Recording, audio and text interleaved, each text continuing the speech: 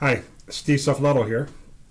This is a video follow-up on the project that we're doing for the Brown Buffalo Bison. Now, this data came from May of 2018, and you probably saw the YouTube video Brown Ink Mix 1 of 5. If you go to timestamp 3 minutes and 40 seconds to 5 minutes, you'll see that in that video I'm comparing sample number 52, which is light, to sample number 16, which we call the standard, and you can see some color variation there. Then we compared the same standard to sample number 39, which is dark, and we saw some color variation there. So from standard to light, that color variation might be acceptable, and likewise from standard to dark, that color variation might be acceptable. But when you compare the light to the dark side by side directly, that color variation is not acceptable.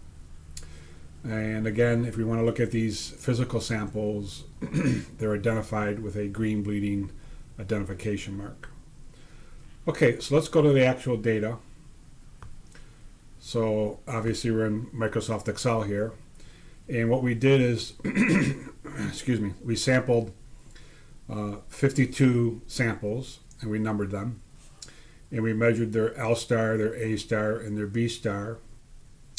And then using Excel, we calculated the delta E AB formula from 1976, and we also calculated the delta L difference in L star. So we have a maximum value, a minimum value, and when you compare or subtract those, the difference is the range. And then we have the average. Now, this average is acting as the reference standard for the delta E calculation. You should note that this is a mathematical number. It's not a real number. The closest real physical sample that comes to this is number 20. So if we take the data and we then sort it from L star, from darkest minus value excuse me, to lightest plus value. In the video, I used sample number 52 for the lightest. That was good. And in the video, I used sample number 39 for the darkest, which was fine.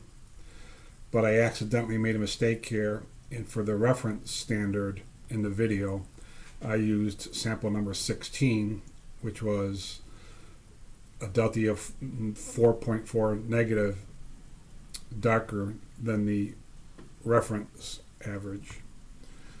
I should have used sample number 20, which was almost 0 delta E, so that we would have had some symmetry there. And you should know that as the delta L star becomes negative, the color gets darker, as noted here. And as the delta L is positive, the color becomes lighter. So now what we can do here is we can compare the dark to the standard and the standard to the light, look at these visually, and make some decisions about print quality performance. Okay. Hopefully, if you review that video number 1 of 5 for brown ink mixing and go to those timestamps, you'll be able to see a visual of these samples. Bye now.